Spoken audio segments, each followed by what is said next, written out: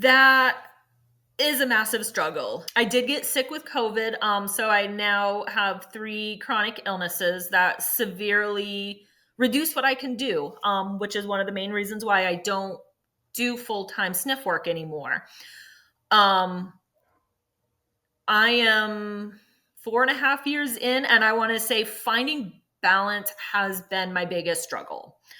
Having the support of my husband and my friends, and especially my PTA family, my PT family, helping me to learn my boundaries and that it's okay to have boundaries for my health.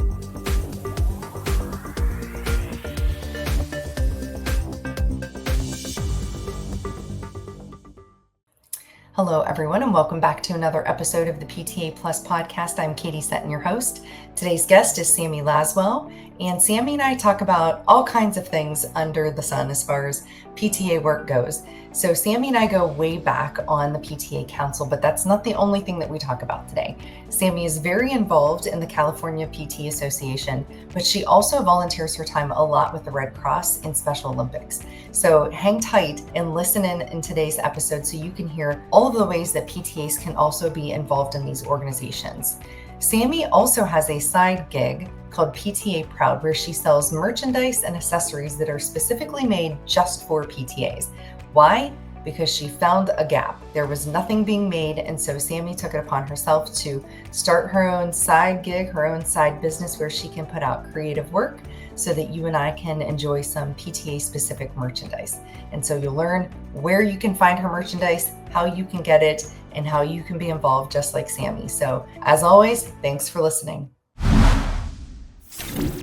Hi, Sammy. Welcome to the show. Hi, thank you so much for having me.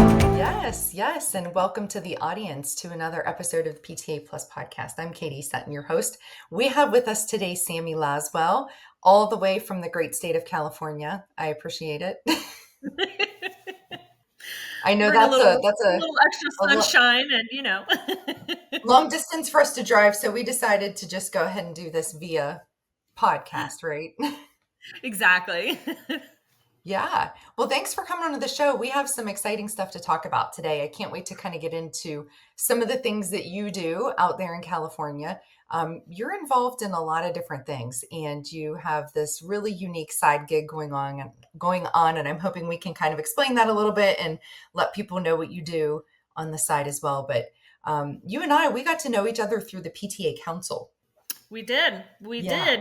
Yeah. We got to know each other a few years ago doing the PTA Council and serving in the council steering group together as well for a year. I think we were talking, what we say, like every other week or every week we were. Oh my goodness. Yeah. When we were on the steering group together, I feel like it was all the time. I think the first time that you and I actually kind of like had the chance to hang out might have been at House of Delegates 2023 to 23 or 22 or 23. I can't remember which one, but okay.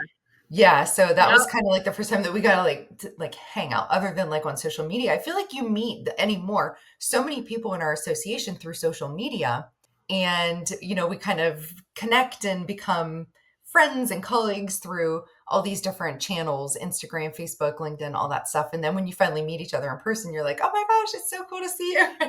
Yes. I was warned about that with when I started doing House of Delegates.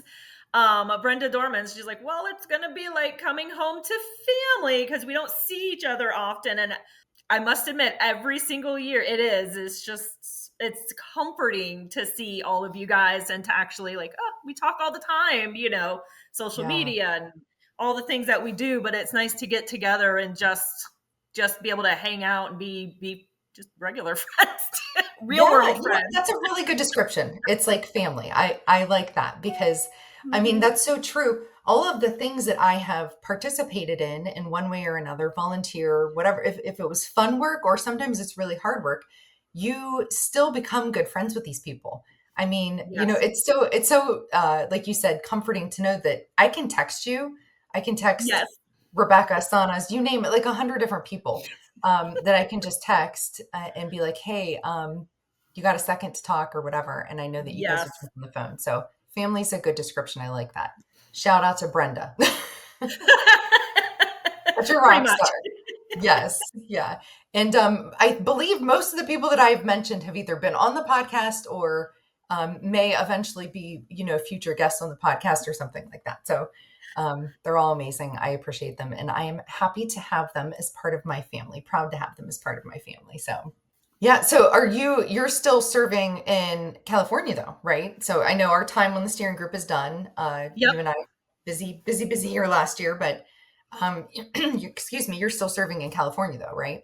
So I am the council rep, and California just voted to have a PTA delegate. So I'm also serving as the PTA delegate role for Ooh, California, excuse me, as well. So it's been the same role, but now it's a dual role. So very working on interesting. Yeah. figuring that part out and Yeah. whatnot. Well, anybody who has been listening for a while has probably heard, or at least kind of got the gist from different people that I've talked to, that the PTA has really gained a lot of traction in our Hmm. association. So we have a lot of PTAs that are now delegates for their chapters or sections and academies that are voting. Last year at House, it was kind of a crazy year, and I think there was upwards of about 13 PTAs that voted on behalf I of think so. chapter, section, academy, or whatever. So if you are listening and you have the mindset that association PTA APTA doesn't do anything for us, it's really not. Um, it's not true. Not anymore. There's Yeah, there's definitely been I've been doing this for 20 years doing therapy, and it, you can see the shift. You can see the shift. I was actually just talking about it at a new PTA program as well last week. You can definitely see the change in times, the shift in mindset going on within APTA. And I see it here in California too, and it's exciting to be on the ground floor of that and to be in the midst of watching this shift happen, and being kind of a catalyst to help it. So, I agree. I think it's really cool to be a part of history. And the students that graduate now and are just kind of getting started are not going to necessarily have the same challenges that maybe we did or people 10, 15, 20 years ago did. mhm, And that's great. But I hope that they recognize how much is at their fingertips now. And like you said, it's kind of cool to be a part of that history and that process and know that there are fingerprints of all these different PTAs and PTs that have worked on getting us traction over the last couple decades, and to just absolutely. kind of see where everybody's handprints and fingerprints have been all over that work. Mhm. So that's really cool. So, fun fact about Sammy, and this is something that I did as much work as we've done together. I didn't know this about you, but neither one of us enjoy beer. So, if Yeah, I don't anyone was, think I knew that about you either. It's usually I'm the only one, and I get the shocked look. yeah, Don't you beer? I'm like, yeah. no, Yeah. no, I just mean, not the same. I'm not much of a big drinker anyways, but beer for sure, it has a smell to it. And I'm sorry if I'm offending anybody who's like a big, beer fanatic or something like that who just really enjoys it. I know that some people can really get into that, like the different craft beers and IPAs. Yes, I don't even know yes. what the stuff is, but I'm happy that there are people who enjoy it. But it's not, you will never see Sammy and I out getting a beer together. No, no, we'll go out and have a glass of wine together maybe, but, get a Yeah, margarita. I can be a margarita girl, but not beer. not beer. Okay, well, good to know. So if anybody ever wants to take Sammy out, don't ask her to go out and get a beer. So all right, so enough about us and our history and our preferences of no beer and things like that. So why don't you go ahead and tell the audience a little bit about who you are and your background, a little bit about what you do right now. So I have been a PTA for about 20 years. I actually started out in Florida. That's where the bulk of my career has been, but I did move out here to California, I want to say about 8 years ago, just before the pandemic, I believe, like a year before the pandemic. Um, I am a SNF girl. So for those of you who don't know what a SNF girl is, that is skilled nursing facility. That's where I've been. That's been my main practice area for pretty much the full 20 areas or 20 years. Right now, I currently do home health, a little bit easier on my body for various reasons. But I do still enjoy going into the SNFs, doing some PRN jobs in there. I consider myself a neuro clinician. I have a certified stroke rehab specialist, and I am currently working on getting my Neuro advanced proficiency app through APTA. So I'm just about done with that, and have been working with a mentor on it. And I've had other things like brain injury specialist and whatnot. But I very much love my neuro crowd, my cognitive crowd. Um, I have done travel PTA work. I know a lot of people are very, very interested and very shocked to hear that PTAs can have a travel position. So I've traveled all over California doing that for a couple years as well. And Katie, like you alluded to, I do many, many other things. I do Special Olympics. I got involved in it, I think while I was still in PTA school, and then ended up becoming one of the clinical directors for the physical therapy section for the healthy athletes. So I've been doing that between Florida and California 20 plus years now. Wow. Red Cross, and That's great. just kind of my biggest thing is trying to help people and help with students. I absolutely adore working with students and really trying to help to pass along the passion, the connections. Yes, it's the technical work, but I think there's so much more to this work, and I really want to pass it along to the next generation of therapists. I like that. Yeah, definitely. The technical skills are important. All of that knowledge and that foundation, all of that stuff's important for us to know. Of course, we have that big test we have to take when we graduate from PTA Mm-hmm. school. But you're right. There's so many different things that make us humans, that help us connect with our patients, that sometimes we forget about those things. And just hearing you talk about your work with the Red Cross and Special Olympics, I think that brings something very valuable to what you do with your patients. I'm sure that it changes the way that you approach them and the way that you approach their family and friends and whatnot. So, Yeah, it's a huge shift. I think that sometimes healthcare professionals get so caught up with the professional aspect. We're all human. We all need connection. I tell my students, you can be this fantastic technical clinician, but if you cannot make the connection with the patient, you're not going to get anywhere. Working in skilled nursing, you're working with geriatric patients, 70, 80, 90, 100 years old. Why should they listen to you? If you don't make that connection, they're mhm, not going to listen to you. They're not going to change 80 years worth of habits because of something you say. You mhm, have to give them a reason. You have to treat them like the adult that they are and like the human being that they are, you know? yeah, And there's nothing wrong with that. that's very important. What kind of advice would you give to somebody? Because you mentioned that people are sometimes a little surprised that they can go into travel PT as a physical therapist assistant, but knowing that you've worked in home health, skilled nursing, and you've done some of this travel, like what kind of advice would you give some of the new grads that are listening that might be considering one of these different avenues?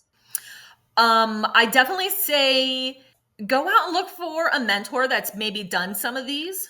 A lot of us are willing to chat with new clinicians on what is out there.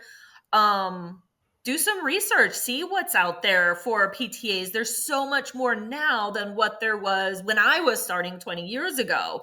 There's so many different avenues that you can take. Just don't be afraid to get out there and start asking some questions. And if somebody's willing to really sit down and chat with you, grab a hold.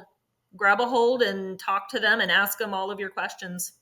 Yeah, I always tell my students that mentorship is one of the best ways to avoid burnout. So Yes. I kind of take issue with the word burnout because I don't, it's not that I don't believe in it. It's that I believe that anybody can get burnout.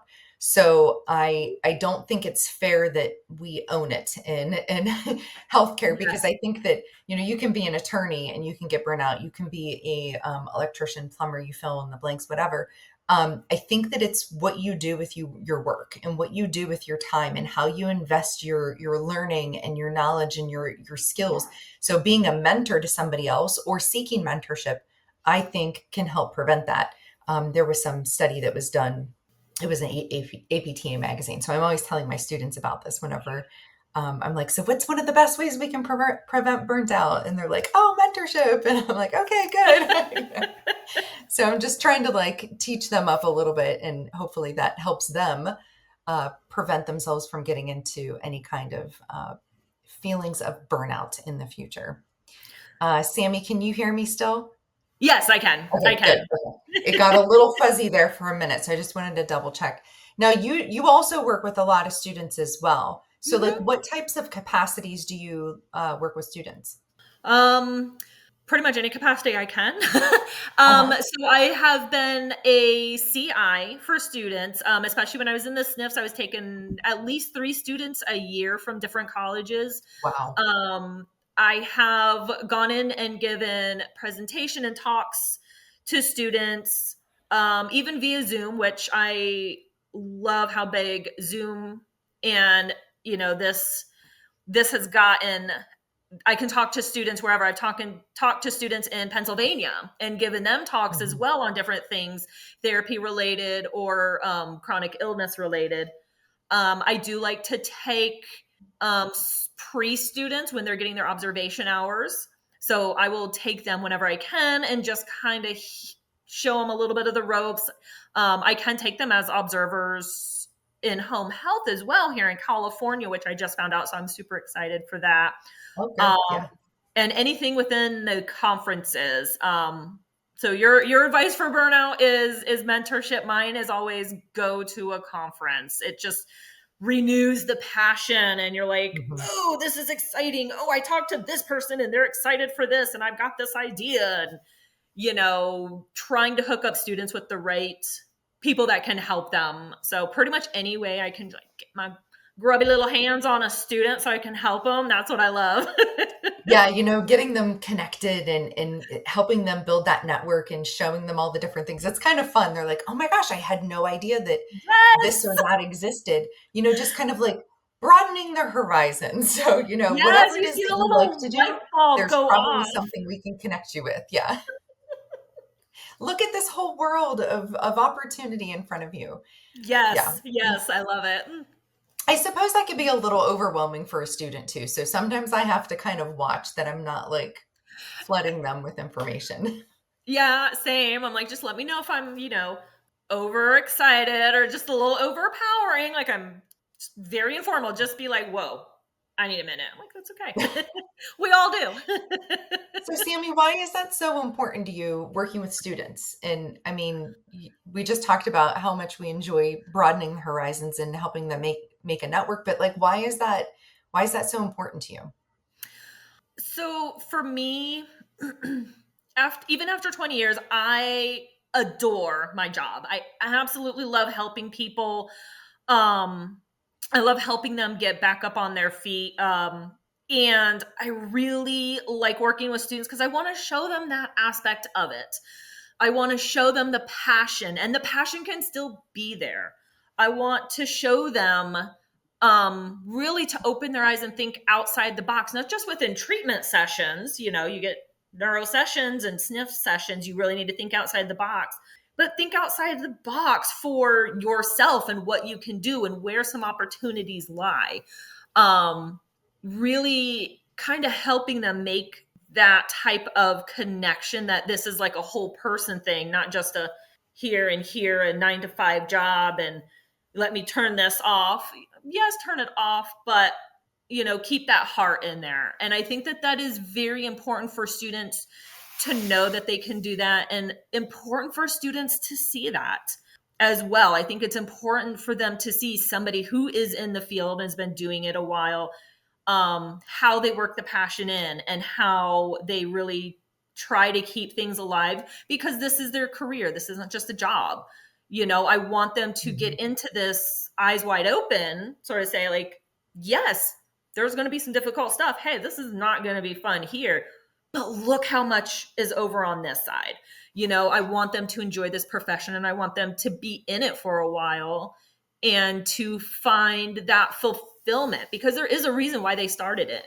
So I really want to help develop that. Those are great answers. I don't think that I could have said that better. Yeah. I mean, isn't that okay, so um who is it? Sean. We're just dropping all kinds of names. But Sean always says that it's a privilege that we get to work with humans, that we get to work with our patients, and we need to always remember that it's such Mhm. a privilege to do that. And so yeah, I kind of think the same about students as well. Of course, I work in education, so it's never something that I take lighthearted, the fact that I am working with someone that is progressing towards their career or the rest of Mhm. their life. So I Yep. take that very serious, that things that I say and do impact them long term. So again, it's a privilege that I get the chance to work with these students. So I appreciate that you do that and that you work with students, because I think that we need more people with that zeal for life and the zest for our profession that helps keep things moving forward. Mhm. Because we need good clinical educators out there, those who are willing to take students to observe and all of that good stuff. So thank you for doing what you do, Sammy. I appreciate Thank it. you. Now, you, of course, are very involved in our professional association, obviously in California and APTA. I see you all Mhm. over the place whenever you have the chance and the opportunity. But tell me a little bit more about Red Cross and Special Olympics, because these are not necessarily associated with our association, but these are still really cool and important things that you are Yes. involved in. So tell us a little bit Um, about so the Special Olympics, and a lot of students, a lot of clinicians don't know this. APTA has actually paired with Special Olympics. They have a section called Healthy Athletes, and it is different different healthcare fields. There's podiatrists, there's doctors, there's optometrists, all of this. And we offer screenings and testing for the athletes at some of their games, whether it's a local game just in your city, just in your county, or I do a lot of the state games. And the state games, we have all of us there. Our section is called Fun Fitness. And when the athletes come through, we are testing them and screening them for range of motion, balance, cardio, really just that whole general gamut of everything. We've got booklets that we can give them, just like you do with some of your patients, like these are the two biggest things that I see that you need to work on. Really being able to talk with their family members and their coaches and telling them, here's what we see, here's a concern. I've caught heart rate issues and cardio issues where we've had to, okay, here's a referral. I need you to find a cardiologist because this is a concern. Your oxygen levels are a concern. We've caught multiple injuries after their events or before their events that they're too afraid to talk to their coaches. But if you can go in and talk to them and you have that right outward, I don't want to say outward presence, but to really talk to them, they'll open up to you. And I love doing the Special Olympics. The optometrists, they do eye tests and give out free glasses. Um, they do hearing. I can't remember. Not everybody gives free hearing aids. Fit Feet, a lot of times they get free orthotics and free shoes. So for a lot of the athletes and that special population, this is the only healthcare they get that. each Wow. year. And I've heard that from so many parents, excuse me, that they wait a whole year to come to one of these events, to go to Healthy Athletes, to finally get the Mm, eyes checked because they can't get it anywhere else. They can't get it covered anywhere else. And this is something that we do for free, and really work with the athletes. So I love that. A lot of clinicians are still afraid of working with that special population. So I love being able to get in there. I do get a lot of students in there. And I let the other directors teach them the technical skills, but I'm going to teach them the personal skills. Here's how mm, you mhm. interact. Here's what you're looking for. here's what to be careful of. There's so much to it. And I think that to get some exposure in there for any clinician is just amazing. You just go out Yeah. with like this heart full of love and you're like, I love everybody. And it's Mhm. so great.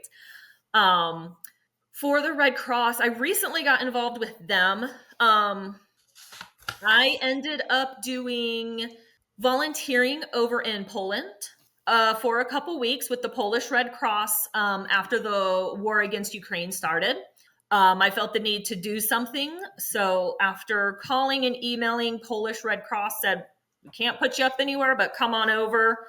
And that was amazing. That was amazing working the shelters because I have healthcare background. I was the healthcare person for the overnight Mm. shifts, taking Isn't that blood interesting? pressures, going through medications, be like, Mm. okay, this is a narcotic. This needs to be locked up in the cabinet. What's happening with a lot of the refugees coming? I helped with border crossings and helped them that way and just kind of kept my eyes open because I am medically trained. If I see something that's concerning, I can grab security, I can grab military or somebody to help. Mhm. Um, and then after just doing that over there, I was like, okay, yes, this is right up my, this is what I want to do. So then I got into Red Cross here in the USA and here in California. So I go out when I can with them to help with fire alarms and talking to people and whatever it is I'm able to do. Good for you. You're not just taking care of your own NPT, you're helping the whole spectrum of the human race, right? So, Yep. And that's, I mean, yeah. that's what it is. That's what's in our code of ethics. It's not just therapy related and patient related. Social It's responsibility, yeah. Yeah, we have a yep. social responsibility. You got it. Yeah. Movement is a human right, right? Mm-hmm. So it's important for us to make sure that we're doing the best that we can to provide that to everyone that we possibly can. But I mean, it's some people often think, well, if I'm a PTA, then I can't do these types of things, and that can't be Mm-hmm. further from the truth. Like you said, because you have healthcare training in certain countries, they are just happy to have somebody who knows how to take vitals, and the Mm-hmm. laws and rules are very different in different countries than what's here in the US. Yeah, here in the US we have to stay within our scope and all of that good stuff too. But we are trained in taking vital signs. Like that's something we can totally Yeah. do. I We mean, can I tell when there's better. an emergency and like, no, you need to call the Exactly. ambulance. Yeah, This is not medically a safe situation, and that sometimes that's what exactly. they need because they're just overwhelmed and don't know what to do. Yeah, yeah, that's great. Well, thank you for all the work that you do with your Red Cross and your Special Olympics volunteers, and that's really great. And I think that it's cool that you're trying to involve students in these because, like you said, there are people who are afraid to work with a special needs population. It can be very intimidating, especially if you've never had anybody in your life that needed that special kind of attention. So having someone that they can watch and learn from is going to be a route for someone to maybe want to get into this in the future. If they can watch how you interact with that population, it might increase their comfort level and their Yeah, confidence in how they can work with that population. And then once you get it, it's no different, right? exactly. Exactly. They're human beings just like the rest of us. So Yep. Yep. Treat we them. might just have to adjust the way that we communicate or That's talk a exactly little bit. it. But That's it. yeah. Get comfortable with the hug or, whatever it is they're Mhm. comfortable with. No, that's what you're comfortable with. Mhm. Yeah, definitely. Oh, awesome. Well, thank you, Sammy, for that. You're doing such wonderful things. I appreciate it. Thanks. So, some other really cool things. You have like a side gig that you do, and this was one of the reasons why I called you up and I was like, "Hey, Sammy, I want to talk to you," because you're doing something that I think is you see a need and you fill a need, right? So you were like, there is a need for PTA specific, like I want to say apparel, but maybe accessories is Swag. probably a better term, right? So you were like, nobody's really making this, so guess what? I'm going to do it, right? So tell us a little bit about PTA Proud, and it's on Zazzle, right? Yes. Right Mhm. now it's on Zazzle till I kind of get my footing and Okay, figure gotcha. out all the best ways. Zazzle allows you to open up like a printing store. Okay. So you have your designs, you put it on there, and they actually sell it for you. So they give you the website, somebody orders, they do the printing, they do everything like that, and then you just, get like a percentage. Um for years, as I said, I adore my job. I don't want to go become a PT. I adore being a PTA, but there's never any PTA swag. There's no stickers. There's no Oh, we're so anything. There's just, it'll just sad. say physical therapy or PT. And I'm like, that's fabulous. But I'm proud of myself too. Yeah. And I'll be honest, I sat on it for a while. And I want to say, I think it was a year ago, 2 years ago, at CSM. I ended up sitting and talking with someone. I was talking with a PT, and he's like, "Oh yeah, I was mentoring this young lady, and she has this sticker business now. She saw that she wanted a certain kind of PT sticker." So I ended up chatting with him, and he's like, "Do it. Why not?" I'm like, "Well, I mean, that's true. Why not?" So I just started getting into it and doing it, and found that I like, because it helps my random creativity, and it gives me a way to just kind of get it out and get my thoughts out in picture form. And then I can put it up, and, you know, if somebody likes it, I've been buying some of the stuff. I'm like, I've been wanting my own PTA swag. Yeah. Yeah. And it's not just PTA stuff. I do stuff for chronic illnesses. So I did one or two items for mine, and a friend of mine called me up, and she's like, "Hey, I have this rare condition, and I really love this sweater, but I don't see it for mine." I'm like, "Girl, I got you." So I designed Yeah. one for her and put it up on the site. And yeah, it's kind of my voice and my expression for PTAs, for anything else that strikes me. So inspiration hit over the weekend. So I uploaded and did a whole bunch of more other things that were different. And so I'm like, all right. Like, I feel this makes me feel better. So, Yeah. yep. It's kind of like journaling, only through design, right? Like Yes. you can kind of get like your ideas and creativity out in a Hmm. design. Oh, that's so cool. So why this was obviously important to you because you couldn't find the stuff anywhere else. But I think it's so interesting that you said, why not? Whenever this gentleman was kind of giving you the push. Why do you think it's so difficult for people to hit the start button? On whatever. I think it's fear of the unknown. Um, is it going to be good enough? Are people going to like me? Um, and for me, I realized I have done most of my PTA career telling PTAs, telling students, why don't you belong in this room? Don't be afraid to be the only PTA. That's okay. Make that path. And so when he said it, and I was like, okay, I need to bring this over into other aspects of my life, and be like, what, if you don't like it, okay, I got to design something. It just costed my time. I'm not that stressed. And if somebody likes it, fabulous, have at it. And yeah, that's where I finally realized the bigger aspect of why not. It took Mhm. me some time to get there, but I got there, and it's been freeing, and it's helped with our burnout. It's helped with our, just Mhm. trying to make sure I get that passion back, and what's something else I can do instead of one straight mindset. Yeah, no, I like that.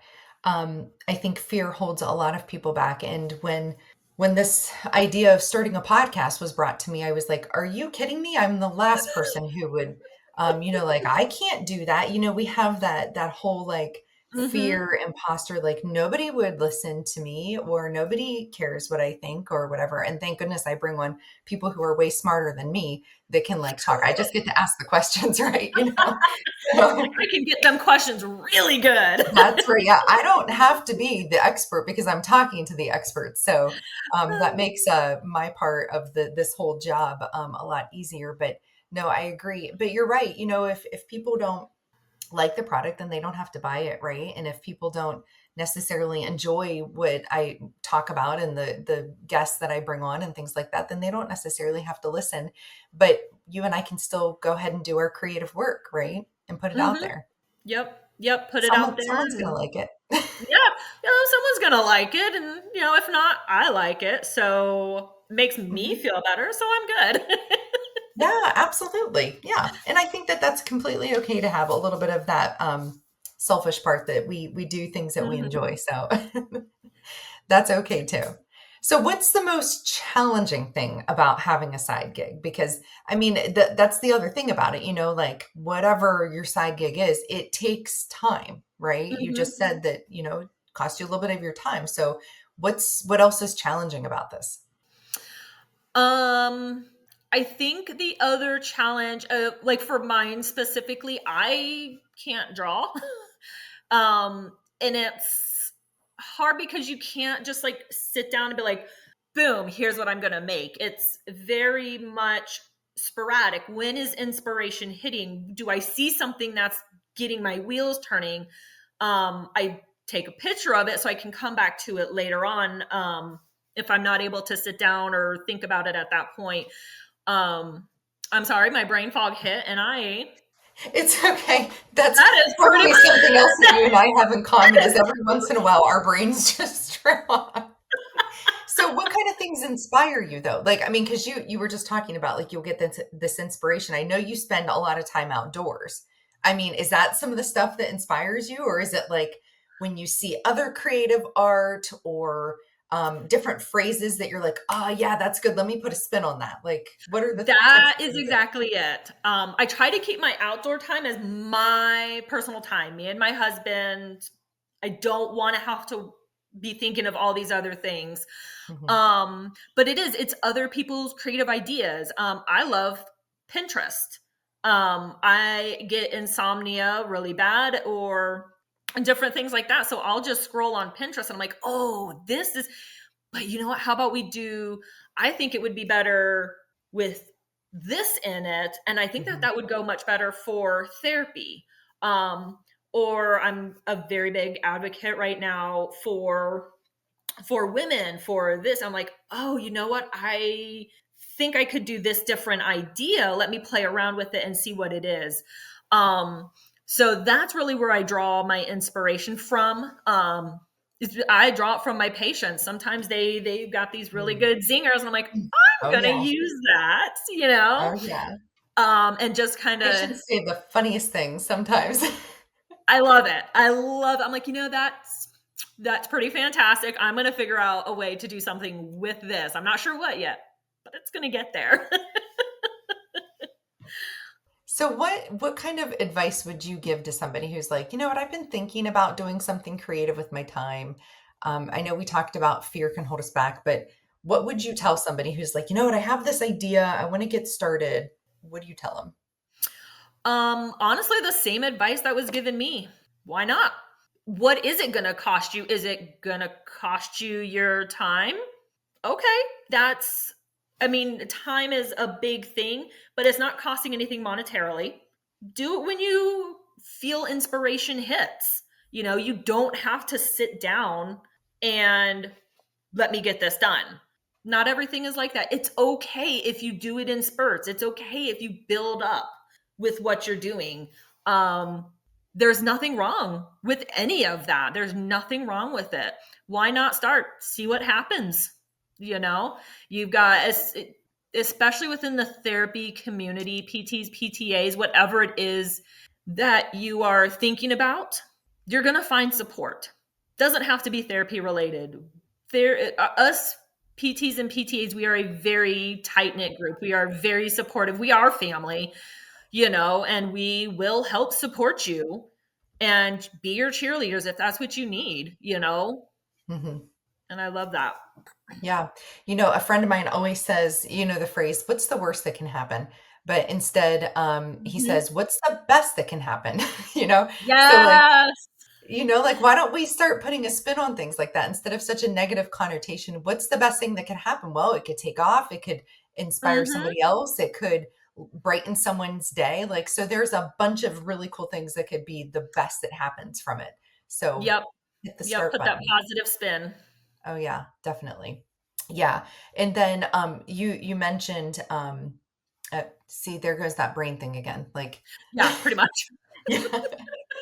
Yeah. So anyways, Sammy and I say hit the start button and just get started on it. It's definitely something that you won't regret. Mhm. And time. Yes, it does take time to do any of these side gigs, but if you can schedule it out, I know it's not as easy for you because you kind of need some of this creative time, kind of Yes. has to come and hit you. So you can't be like, on Saturday, I'm going to be creative, you kind of have to like plan that a little bit different when that inspiration hits you. But when it's a different type of project, so for example, Mhm. me, I Yep. plan time when I'm off. I plan where I book certain appointments, and then I can get Mhm. recordings done. I can reach out to people. I can make connections and make networks. And so you and I are recording now. It's June. It's early June, but that doesn't mean that your recording is going to go out today. It might be weeks from now or a month from now or something like that. So I'm Exactly. blocking this time, and I just make the time for it when I have the ability to do it. And then when I can edit and get to that point, and I take my time, and I warn all of my guests that it might be a little bit of time because I am kind of a one woman show. Um, I have some help, but I'm getting more help too. So that's a good thing. But, it's just a matter of you just work it in. If it's something that you enjoy doing, if it's something that Mhm. inspires you and gives you joy, you'll figure it out. So you just have to be patient with yourself. Yep, and I think that's the main part. If it's something you enjoy doing, it'll be a little bit easier to block off that little bit of time and to build things up. You're doing the recording now and you've got a little bit of time. Like you said, it's not coming out tomorrow, and that's okay. You've got the time now. Let's get a little bit done for it. Work on it some more at a later time, and that's absolutely perfect. Good. So, a little bit more about our brain fog issues here. So, um, you and I, we were talking about this just in case, I'm sure that nobody else knows this, but you and I tried to record this like a week and a half ago, and we had some tech issues. So, you and I were laughing about all these different things. We were having tech issues. We were giggling about neither one of us liking beer, and then we were giggling about brain fog and kind of bantering back and forth about it. And I'm glad that we can smile about it, but it is a serious issue. And it's something that you've told me about. And I think that you're okay with sharing a little bit about this, but balancing work and life and health, because you mentioned you've had some struggles post COVID. So, like, what does that look like? Finding that balance between what I like to do, what I know I need to do, and what I want to do. Because it can be a struggle. That is a massive struggle. I did get sick with COVID, so I now have 3 chronic illnesses that severely reduce what I can do, which is one of the main reasons why I don't do full-time sniff work anymore. Um, I am 4.5 years in, and I wanna say finding balance has been my biggest struggle. Having the support of my husband and my friends, and especially my PTA family, my PT family, helping me to learn my boundaries and that it's okay to have boundaries for my health. I think that's one of the biggest things. Trying to make sure it sounds weird to say, but schedule in when I know I'm going to have a flare up. I know what's going to bring it on. And so I know, like, hey, I'm going to need some time off. I'm not going to be able to do anything. I'm not going to be able to talk to my friends. I'm not going to be able to even go out to dinner because it's too much for my body. Balance has been the hardest. I love my job and helping people, and I'm usually a all in kind of girl. I I mean, we jump, kind of just covered a lot of ground that yeah, you're involved in. So yeah, I mean, I it's not jump easy to all just in. say no. Yeah, I did Poland and I was pretty sick. So I did not really go do anything else except my shift, and then I would sleep for like 12 hours Mm. and lay in bed because I physically couldn't do anything. Wow. Mhm. Um So it's definitely been a time to manage. The support system has been a huge help when I go to conferences, when I go House of Delegates and I see you guys, you guys verbally saying, hey, let's take a ride here. Hey, yes, bring the wheelchair. I'm going to push you. And you don't get a choice. It's like, oh God, thank you, because I don't know how to ask for help. Yeah. No, I mean, you got to have that support system, and I can vouch for everything that you're saying. I think it's really important to have to surround yourself with people who recognize that, who can just eh, take that weight off of you a little bit and be like, hey, Mhm. you look like you're getting a little tired. Why don't we change up our plan a little bit? And just to be Mhm. okay with that. I mean, it's hard to ask for help. I think it's hard to ask for help, but then I think it's even harder to accept it. So if the help is just given and then you're like, okay, Yes, and it's hard being one thing that I've really struggled with, I want to say this year, as a clinician, I'm a healthcare worker, but I'm physical therapy. I'm the one that helps people move. I help people. This is what I do. So wrestling with the mindset of now I need to figure out what kind of assist devices I need. I need to take my own advice and be like, this is going to be a rough Mm, day. I need the cane. I need the rollator walker. It's been a huge struggle mindset. It's helped me with my patients. I'll be honest. Some of my patients have helped talk me through it because they've done yeah, this too. And it gives you that connection. But I think that that was mentally, that was the hardest thing for me, is going from, no, I'm going to take care of the entire world, to like, okay, maybe now I need somebody to help me. mm, And I think that's yeah. hard for us. Taking your own advice on that energy conservation, right? I mean, it's Hmm. not something that you probably thought a whole lot about before. I mean, other than like educating your patients, of course, but like for Yeah. yourself until you were in the position where you actually had to do it. Yep. Yep. And now I can talk to my patient and be like, here's what's helped me. Like, it stinks, but you know what? This part has helped. Let's give it a try with you and let's see what happens and let's see if it helps. Yeah, yeah. Well, I think that that's really important stuff for us to all think about is we have to find that balance in our life, all of Hmm. us, even those with or without chronic illnesses.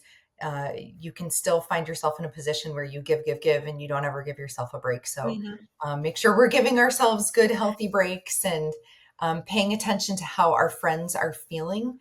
I know that especially when we're at conferences and different things, we just go, go, go, go, go. Hmm. We need to be paying attention to those around us and just kind of taking note about what's going on. So great advice, Sammy. All right. So where can people find your products, your PTA Proud products? So you can go on to, I think it's Zazzle.com, and put in PTA Proud. You might even be able to just put it into Google.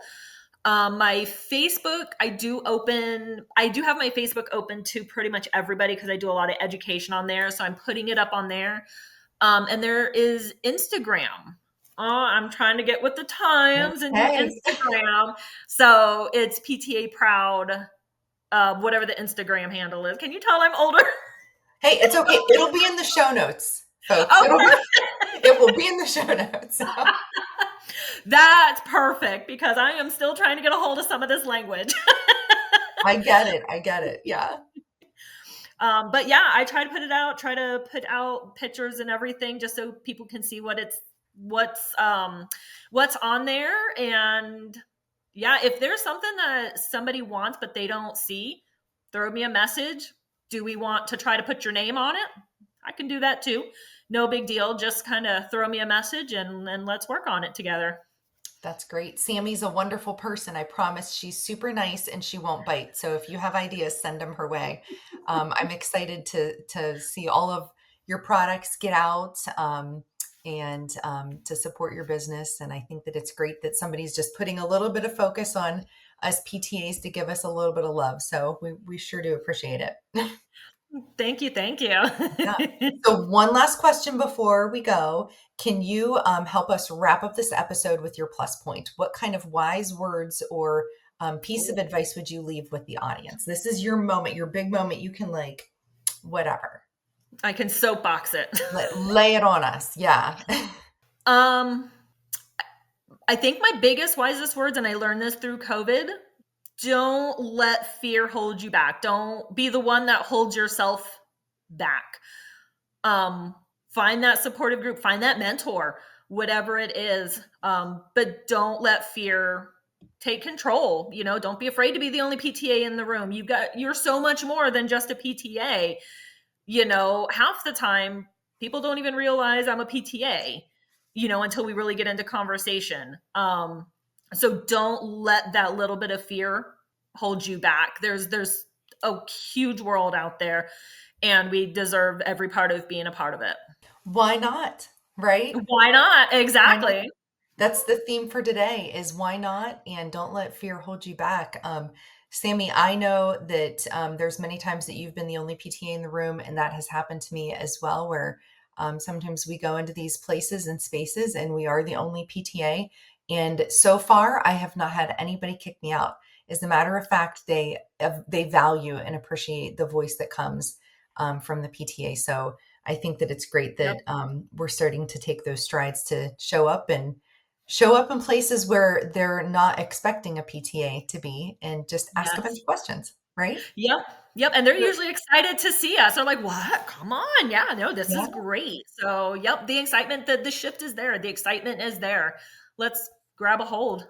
Awesome. Well, thank you for all of the wonderful advice that you've given everybody today. And thank you for telling us about your PTA Proud products.